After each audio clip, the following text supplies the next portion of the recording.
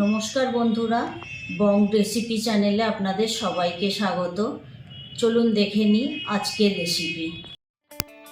আমার আজকের রেসিপি থোড় ঘন্ট। এখানে আমি কাঁঠালি কলার থোড় নিয়েছি। এবার আমি থোড়টা ভালোভাবে ছাড়িয়ে কেটে নেব। থোড়ের যে সুতোটা বেরোয়, সুতোটা আমি আঙুলে করে ছাড়িয়ে নিচ্ছি, দিয়ে মিহি করে কুচো কুচো করে নিচ্ছি। এবারে থোড়টা আমি নুন মাখিয়ে রেখে দিয়েছিলাম। এটা ওভারনাইট রাখা ছিল। আপনাদের হাতে সময় থাকলে 1-2 ঘন্টা মাখিয়ে রেখে দেবেন, দিয়ে তালে নুনটা মাখিয়ে রেখে দিলে নরম হবে। এখানে আমি একটা গোটা বড় সাইজের আলু নিয়েছি, নারকোল নিয়েছি, আর কিছু কাঁচা ছোলা ভিজিয়ে রেখেছিলাম।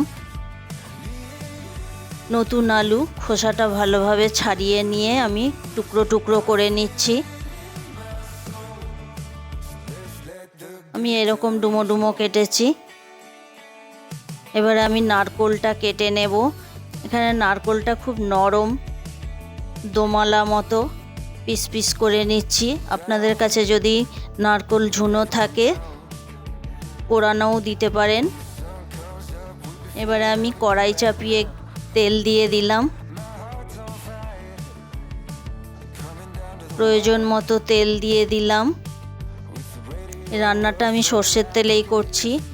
কিছু তেজপাতা, শুকনো লঙ্কা ফোড়ন দিলাম। এবারে আমি গোটা জিরে দিলাম, আলুটা ছেড়ে দিলাম।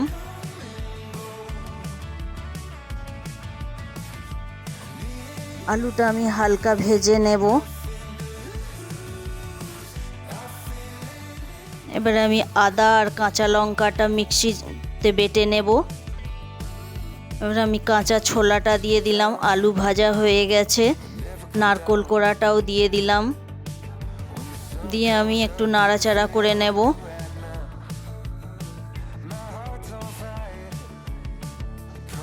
সবগুলো হালকা ভেজে নিয়ে আমি থোড়টা দিয়ে দিচ্ছি।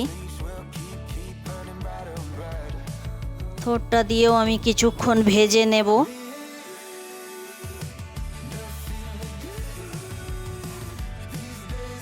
মিনিট 5 চাপা দিয়ে রেখে দিয়েছিলাম। এবার আমি ঢাকনা খুলে আবার নেড়ে নিচ্ছি।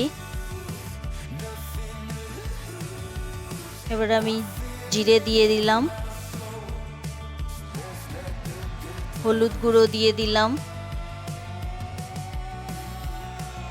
বেটে রাখা মশলাটা দিয়ে দিলাম। সব একসঙ্গে মিশিয়ে ভালোভাবে কষিয়ে নেব, কাঁচা গন্ধটা যাওয়া পর্যন্ত। হাই ফ্লেমে কষিয়ে নিতে হবে। এবারে আমি নুন দিয়ে দিলাম।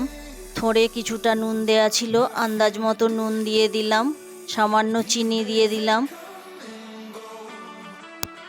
এবার আমি 1 কাপ গরম জল দিয়ে দিলাম। জলটা অতি সামান্যই দেব।